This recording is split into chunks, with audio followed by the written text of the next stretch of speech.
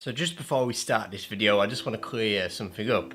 I done a review on the X96 Mini, which is this little tiny little box with the latest Amlogics S912W processor inside it, and I said that it doesn't come with joypad drivers. I was totally wrong, so I take that back.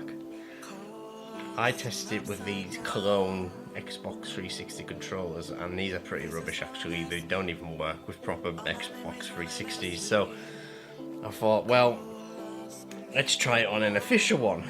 I didn't have one, so I went out and got one, and I got one of these ones. It's an afterglow one, and it works perfectly, absolutely perfectly. So totally take that back. These little boxes, very cheap, and these joypad drivers work perfectly for them, and it seems these can actually handle pretty decent games as well.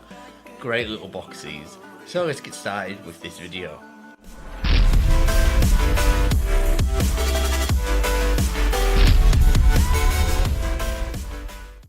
So here we have two totally identical boxes to slightly different brands.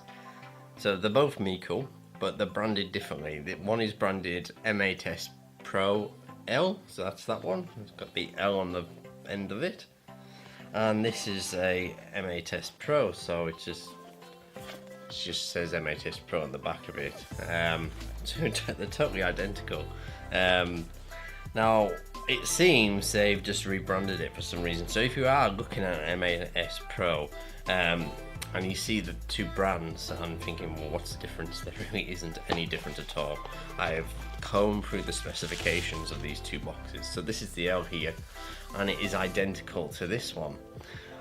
We done a review on this one quite a while ago now, and it's actually a decent piece of kit. It's relatively cheap as well. I think this model goes for about £45, I think it is, so that's what, $60 maybe? You'll have to check that. And this is pretty much identical as well. So obviously they've just thought, well, we'll rebrand it, we'll stick an L on the end of it for some reason. So if you are looking at these two devices and thinking, well, what's the difference? There isn't any difference at all. I don't actually think there's any point in putting an L on the end of it. M8S Pro sounds perfectly fine. Although saying that, there's a lot of devices named M8S, so I would have rather have seen another, brand on this. But both are Mecool, and Mecool's a pretty decent brand as well. But they've branded it that for some reason, I don't know. But yeah, basically these are identical devices, identical in every single way. This has got 3GB of RAM and 16GB of onboard storage. Again, 3GB of RAM, 16GB of onboard storage. You can get 2GB versions. I would suspect that a 2GB version of this would run exactly the same as well. RAM is very much overrated. As long as you've got at least 2GB for using with Android, I don't see it ever having a problem. 1GB of RAM, as long as the firmware is properly made.